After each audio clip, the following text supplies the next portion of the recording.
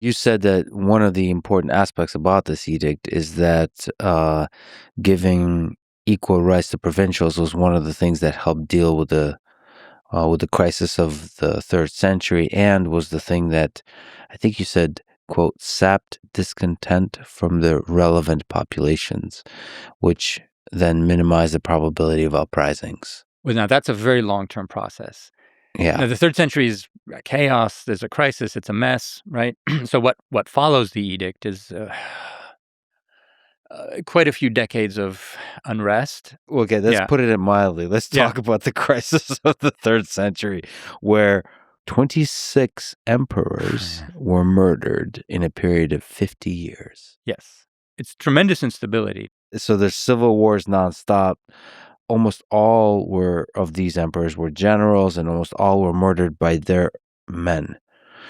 So civil war was the norm, hyperinflation, economic crash, plus there's a plague. Yes. From 249 to 262 AD, which is a pandemic, possibly smallpox or Ebola. It killed up to 5,000 people a day in Rome alone, devastating the tax base and army recruitment pool. And the empire fractured into 3 pieces, but then Emperor Aurelian miraculously reconquered them in a period of 5 years. So it's just a lot of chaos. It deserves the name the crisis of the third Yeah, it's century. a perfect storm. Yeah, I mean, you have a crisis of imperial legitimacy, basically the armies proclaiming emperors left and right. In an odd sense, ironically, this is in part because there are now a lot more stakeholders in the Roman tradition, right? There's all of these provincial armies, and they're appointing their generals as rival emperors. But you also have a serious uptick in foreign invasions. Mhm. In the north, you have the creation of the Sasanian, Persian, or Iranian Empire in the east, and this was very, very bellicose. So lots of foreign defeats. Armies are defeated by, like, quote, barbarian enemies. You have eventually inflation, and you have plague. And so under the pressure, right, of all of those forces, it almost fell apart. Now, it didn't actually. Inevitably, there are also historians who downplay the crisis. Of course, and legitimately so, right? We must push back against every of these characterizations. 26 emperors died, bro. That's just the emperors. That's just the emperors. We should be sorry. In 50 years. Yeah. Every other year, emperor dead. Yeah, that's civil war. That's political instability at the top, right? But right, that's not. What are the lives of most people? So if you Sure. go to Egypt, for example, which is kind of out of the, right? What's going on there? How are people living there? And we can see how people are living in Egypt because we have all these papyrus documents from Egypt. And for the most part, they don't seem to be experiencing a crisis. I mean, this is something you talk about. Constantinus, we'll get to him, is one of the most murderous leaders in all of human history if you consider his own family. Yeah. But if you're living in the provinces, he's not that murderous. No, he's perfectly fine. So it's very important to actually remember about what the actual experience of the average citizen of the empire is like. Yes.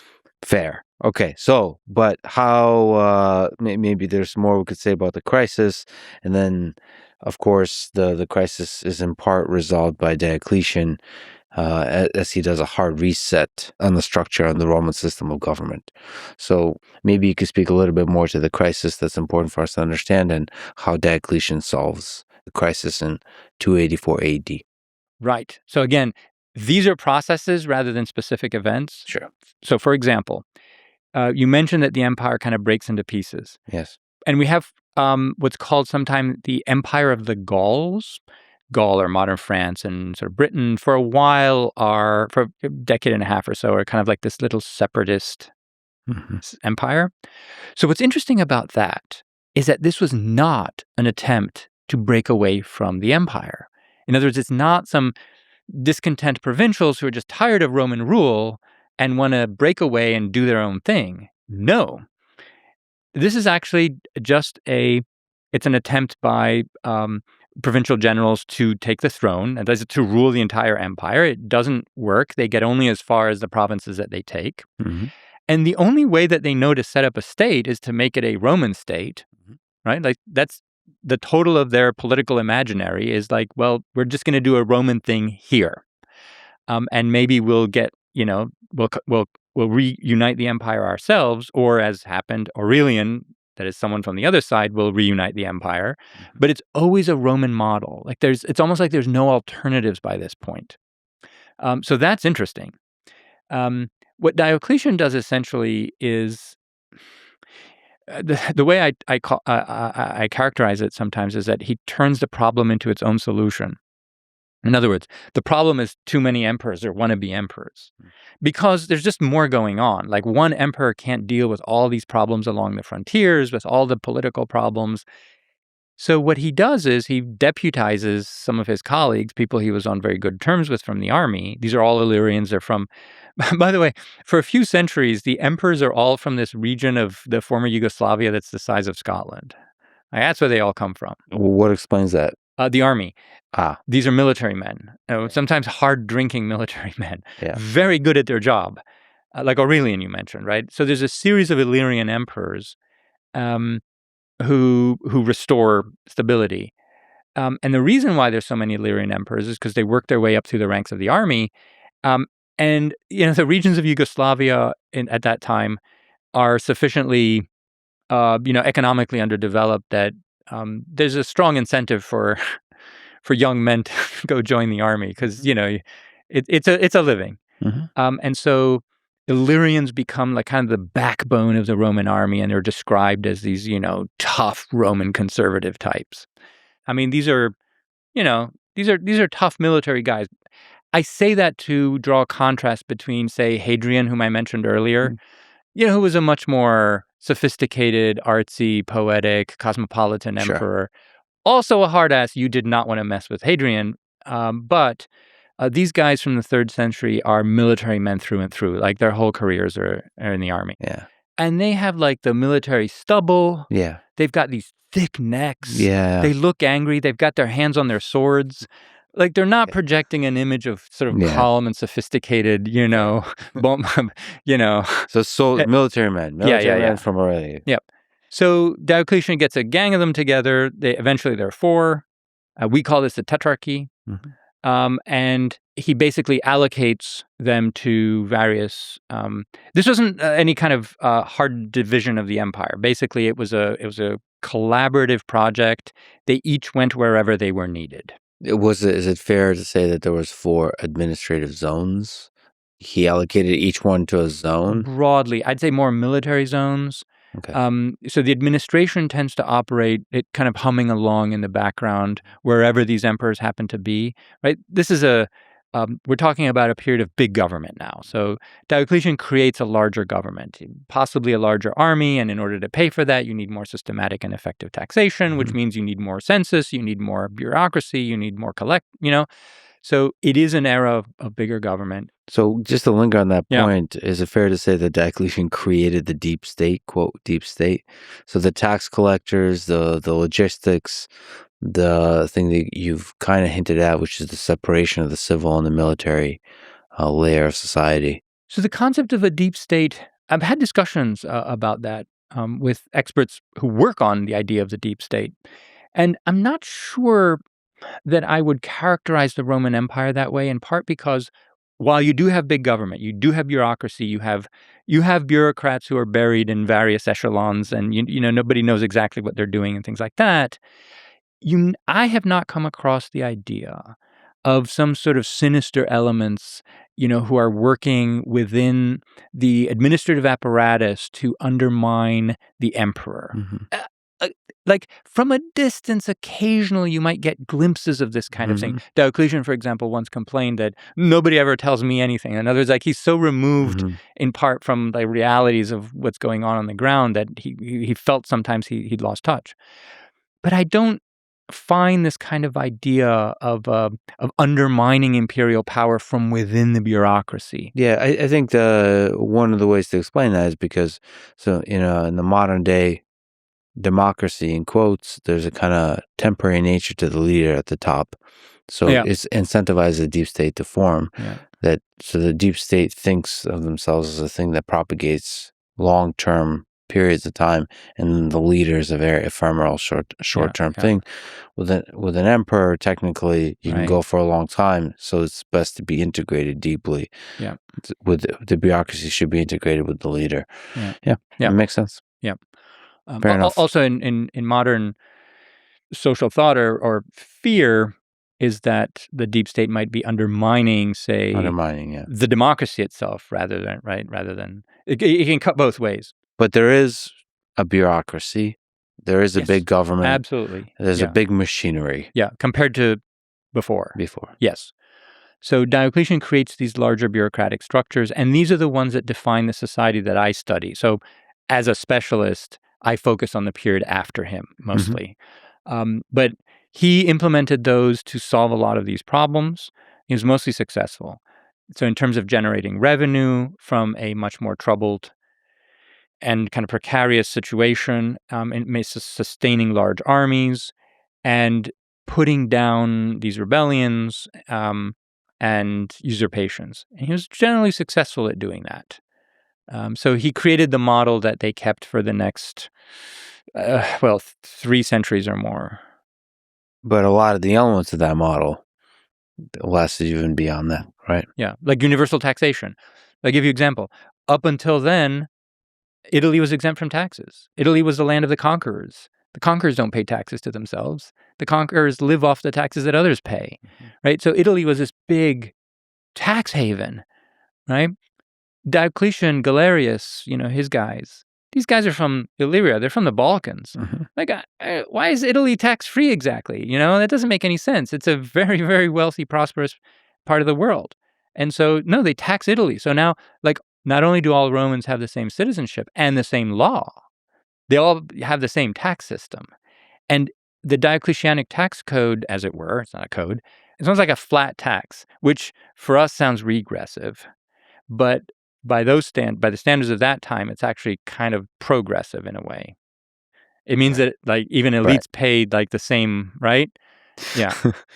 So how much of all of this, everything we'll talk about in the coming centuries, is all about taxation? I think it's huge. Taxation is the heart of it. So, the functioning, the success, the flourishing of a society, the way the government works, the way the people are represented, all of it has to do with the civil wars and everything. It feels like taxation is at the core. Yes. Yeah. If you ask me to put my finger on one factor, it would be that. So the taxation system, that feels like the early framework for the East Roman Empire. It did create a more sort of homogeneous framework, for sure. By the end of the 3rd century, it's pretty much in place. What Diocletian does is a universal census, and this is continued by his successors. So every taxable asset in the empire is censused. And so you can now start to have a budget. Now, there is some element, and then you push back against that, some element of Diocletian where he legally limited social and class mobility, in part for the taxation system, and made it, in many cases, illegal to move and illegal to quit your job. For example, as I read, to guarantee the food supply and land tax, farmers were legally forbidden from moving away from the land they worked, so the state always knew who to tax. And then for soldiers, sons of veterans were legally obligated to serve in the army to maintain troop numbers. You argue that these were tax enforcement mechanisms, not a rigid caste system. And so in practice, the empire remained a society of high mobility. This is a complicated matter. Yeah. So let's talk, for example, about soldiers. It's probably the case that most soldiers' sons were expected to succeed them. Like most professions where you have an apprenticeship, the son will usually succeed, right? There are a number of other professions that were kind of guild-like in nature, like, for example, shipping, where there were considerable assets involved in order to secure contracts for insurance purposes for the ships and so forth. And it made sense for those assets to be, passed from father to son. In other words, and with them comes the obligation to continue in that line of work. Some of these things are inherently sort of hereditary, and I don't think most people would have objected to it. The farmers is probably the only case where it might have actually involved some coercion. There was a category of farmers, and we don't know how many of them, who were, for fiscal purposes, bound to the land.